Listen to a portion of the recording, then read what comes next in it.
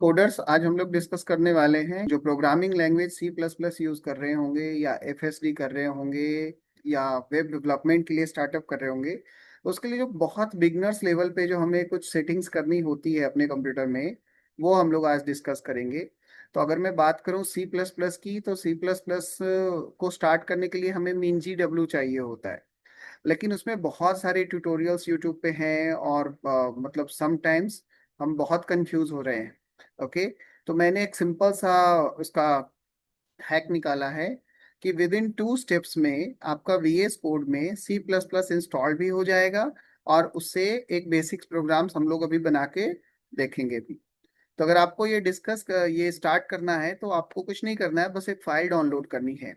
So you have to go to the any browser, web browser में जाइए, और यहाँ पे आपको सर्च करना है एक फाइल, एक वेबसाइट जिसको हम लोग कहते हैं विनलिप्स। आपको यहाँ पे एक सिंपल सा ऑप्शन मिलेगा जिसमें लिखा होगा विनलिप्स जीसीसी मीन जी डब्ल्यू, और ये विंडोज के लिए बहुत अच्छे तरह से काम करता है। आज का जो सेटअप है वो मैं विंडोज के लिए बता रहा हूँ। इन नेक्स्ट वीडियो में हम लोग मैकबुक के लिए इसको बनाएंगे। सो जब ये विनलिप्स डाउन ओपन हो जाएगी वेबसाइट्स, तो यहाँ पे आपको डाउनलोड्स में जाना है। और डाउनलोड्स में जो सबसे पहला दिख रहा होगा जीसीसी, आप देख सकते हैं यहाँ पे कि जीसीसी का सबसे लेटेस्ट वर्जन 15.2 है, और ये दो वर्जन में है, Win32 और Win64 में। तो हमें Win64 वाले में जाके जिप आर्काइव को डाउनलोड करना है। ओके, आप डाउनलोड करेंगे तो ये कुछ टाइम लेगा। So it will take approx 4 minutes. Okay, so downloading हमारी कंप्लीट हो गई है। आप यहाँ पे क्लिक करेंगे तो आपको ये दिख रहा होगा। So it will take approx 251 MB of file. अब आपको कुछ नहीं करना, यहीं पे जो फोल्डर का आइकन है इस पे आप क्लिक करो, सो ये आपका अपने आप लोकेशन ओपन कर देगा। जब आप इस लोकेशंस में जाएंगे तो आपको इस पर राइट क्लिक करना है, और ध्यान रखना है कि राइट क्लिक करना है, ओपन नहीं करना। और यहाँ पे आपके पास ऑप्शंस आएगा एक्सट्रैक्ट करने का। सो एक्सट्रैक्ट फाइल्स भी कर सकते हैं, एक्सट्रैक्ट टू भी कर सकते हैं। तो आपको यहाँ पे पहले उसको एक्सट्रैक्ट करना है। एक्सट्रैक्ट करने में भी ये थोड़ा सा समय लेगा। तो एक्सट्रैक्ट हो गया, इसके अंदर में जाएंगे तो हमें एक फोल्डर मिलेगा MinGW64। हमें इसी फाइल को ना राइट क्लिक करना है और इसको करना है कट, और सीधा यहाँ पे सी ड्राइव में जाएंगे, और सी ड्राइव में रूट फोल्डर में इसको पेस्ट कर देना है। सो राइट क्लिक करके आप इसको पेस्ट कर दीजिए। अगर आपको शॉर्टकट्स पता है कॉपी पेस्ट कट का, तो आप वो भी यूज कर सकते हो। तो ये यहाँ पे पूरा मूव हो जाएगा, है ना। तो हमारा फर्स्ट टास्क जो था डाउनलोड करना और एक्सट्रैक्ट करना, ये हमारा हो गया। अब इसके बाद हमें ऑपरेटिंग सिस्टम को बताना पड़ेगा कि हमने मीन जी डब्ल्यू डाउनलोड कर लिया है। ओके, तो उसको बताने के लिए हम स्टार्ट बटन पे जाएंगे, क्लिक करेंगे, और वहां पे लिखेंगे एडिट सिस्टम।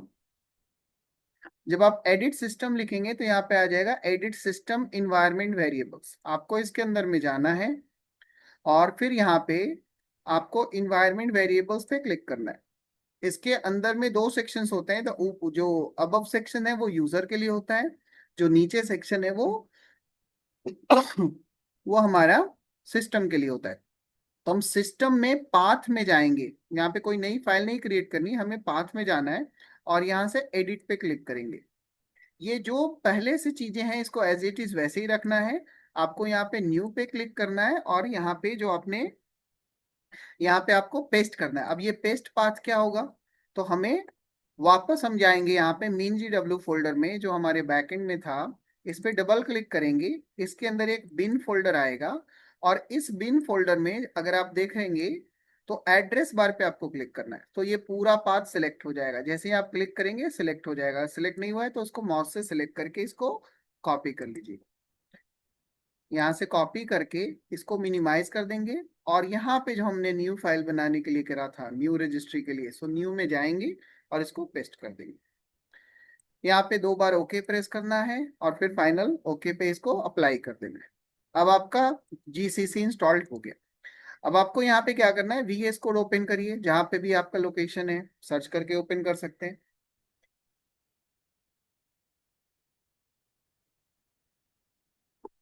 यहाँ से आप टर्मिनल में जाइए, और टर्मिनल में चेक करने के लिए अगर पहले से वीएस कोड स्टार्ट है तो उसको रीस्टार्ट करना पड़ेगा।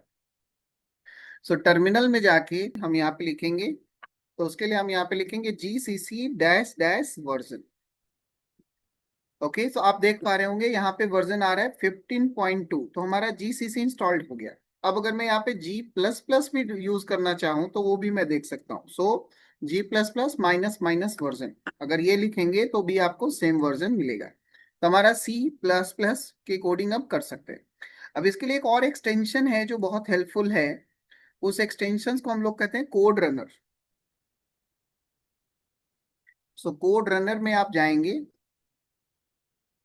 सर्च करेंगे VS कोड में, और ये आपको ध्यान रखना है कि कोड रनर में ये जो पब्लिशर है, इसी पब्लिशर को आपको डाउनलोड करना है, इसको इंस्टॉल करना है। ये इंस्टॉल करने के बाद में एक और एक्सटेंशन है जो आपके इंटेलिजेंस को सपोर्ट करता है, कोडिंग में हेल्प देता है, तो उसमें आप C++ का ये इंटेलिजेंस इंस्टॉल कर सकते हैं। ये ऑप्शनल है, अगर आप चाहेंगे तो इसको इंस्टॉल कर सकते हैं, इससे आपकी कोडिंग थोड़ी सी फास्ट हो जाएगी। तो ये बस यही करना था।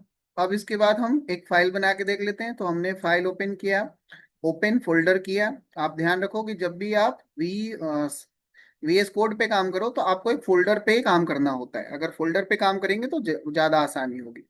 तो यहाँ से मैंने डेस्कटॉप पे एक फोल्डर बना लिया टेस्ट के नाम से, यहीं पे राइट क्लिक करके न्यू में जाके मैंने एक फोल्डर बनाया टेस्ट के नाम से, और इस फोल्डर को सेलेक्ट कर लिया। इस फोल्डर के अंदर एक फाइल बनाएंगे। फाइल के लिए यहीं पे ऑप्शन है, प्लस पे क्लिक करेंगे और यहाँ से बना लेंगे test.cpp, क्योंकि हमें C++ की फाइल बनानी है। ये जो डॉट आ रहा है, ये एक छोटी सी दिक्कत क्या होती है कि हमें फाइल को सेव करना होता है बार बार। तो इस चीज को सेट करने के लिए हम यहाँ पे सेटिंग्स में जाते हैं, सेटिंग में जाते हैं और यहाँ पे सर्च में टाइप करेंगे ऑटो। ऑटो में यहाँ पे सिलेक्ट कर देंगे आफ्टर डिले और इसको क्लोज कर देंगे। तब हमें फाइव स्ट्रिंग में कोई दिक्कत नहीं है। अब यहीं से आप रन करा सकते हो, रन कोड करेंगे। नीचे आपके टर्मिनल में इसका आउटपुट आ जाएगा। सो रन करने के दो ऑप्शन है, या तो आप राइट क्लिक करके यहाँ पे शॉर्टकट देख सकते हैं Ctrl+Alt+N, या फिर राइट क्लिक करके जिस फाइल को, जो फाइल आपने ओपन किया उस पर राइट क्लिक करके आप रन कोड कर सकते हो। तो आपका यहाँ पे आउटपुट दिख रहा होगा। ठीक है, सो यही करना है इसमें, और कोई सेटिंग्स करनी नहीं है। तो ये हमारा C++ का इंस्टॉलेशन हो गया।